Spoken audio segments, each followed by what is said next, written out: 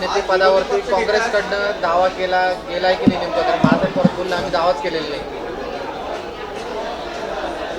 आता थोड्या वेळातच नाव आमचं फायनल होईल आणि नाव फायनल झाल्यानंतरच आम्ही दावा करू माननीय अध्यक्षाकडे. लाडाभाऊ, साधारणतः एक असं कळतं आहे की नवीन चेहऱ्यांना म्हणजे काँग्रेसच्या सेकंड फळीतल्या नेत्यांना जबाबदारी विरोधी पक्ष नेत्याची काँग्रेस देऊ शकते, अशा स्वरूपाची काही चर्चा पक्षात विचाराधीन आहे. जे हायकमांड निर्णय घेईल त्या निर्णयाला सगळ्यांची मान्यता राहील एक. पण आज आमच्यासमोर एक मोठी जबाबदारी आलेली आहे.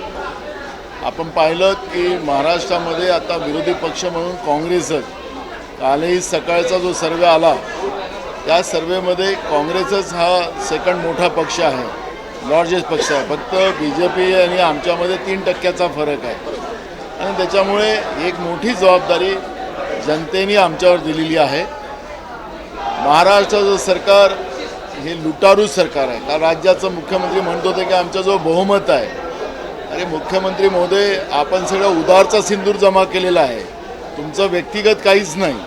आणि मग अशा या परिस्थितीमध्ये जे काही मागच्या बजेट अधिवेशनामध्ये तुम्ही शेतकऱ्यांसाठी घोषणा केल्या होत्या, बेरोजगारांसाठी घोषणा केल्या होत्या, महागाई कमी करण्याची घोषणा केल्या होत्या, त्याचं काय झालं? त्या सगळ्या गोष्टीवर सरकारने बोलावं. भाजपचं दाखवायचे दात आणि खायचे दात वेगळे आहेत हे आता महाराष्ट्राच्या जनतेला कळलेले आहेत.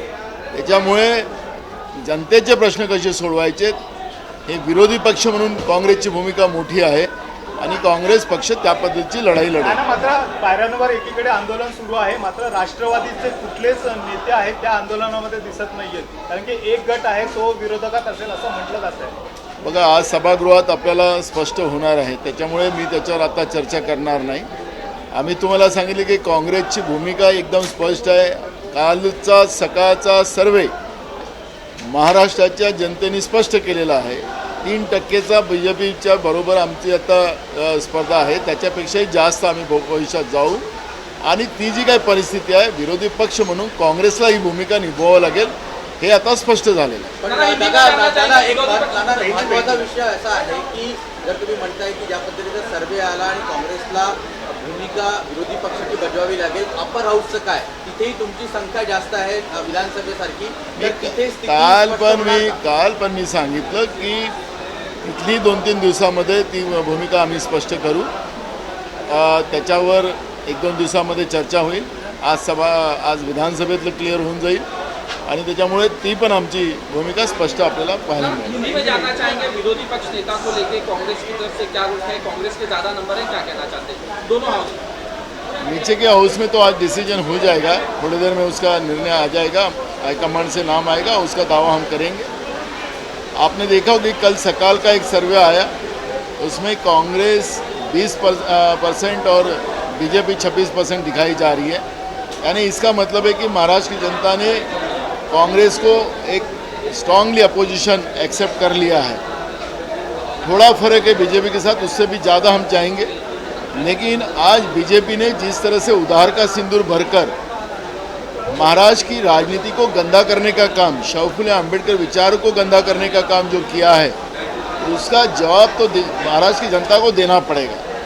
गए चुनाव में राज्य के मुख्यमंत्री, गए विधानसभा अधिवेशन में राज्य के मुख्यमंत्री ने कहा था कि हम किसान को बहुत मदद देंगे, किसी किसान को मदद नहीं दी गई.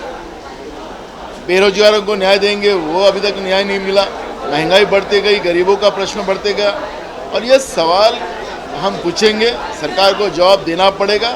सरकार जवाब नहीं देंगी, विधानसभा में बहुमत के आधार पर अगर वो अपना वहाँ पे दम दिखाएंगी तो हम जनता के दरबार में जाएंगे, रास्ते की लड़ाई लड़ेंगे. लेकिन महाराष्ट्र की जनता को न्याय दिलाकर रहेंगी कांग्रेस की भूमिका, ये स्पष्ट है. कल अजीत पवार जाके शरद पवार को मिलते हैं, पहली बार जाके मिले, जिस तरह से ये सब घटना हुआ, क्या किस तरह से देखते हैं आप? देखो, कौन से पार्टी में क्या चल रहा है उसमें हमको जाना नहीं है. आज सभागृह में स्पष्ट होगा, उसके आधार पर हम लोग काम करेंगे. सर, कांग्रेस ने अभी एक प्रोटेस्ट किया है यहाँ पर सीढ़ियों पर, किस विषय को लेकर ये प्रोटेस्ट है?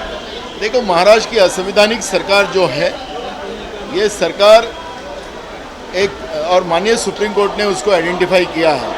और ऐसी असंवैधानिक सरकार को राज करने का कोई अधिकार नहीं होता। ये शाहू फुले अम्बेडकर विचारधारा का राज्य है और इस राज्य में संवैधानिक व्यवस्था से आने वाली सरकार को ही बैठने का अधिकार है। ये सरकार चले जाओ, ये भूमिका कांग्रेस की है। एबीपी माझा, उघडा डोळे बघा नीट।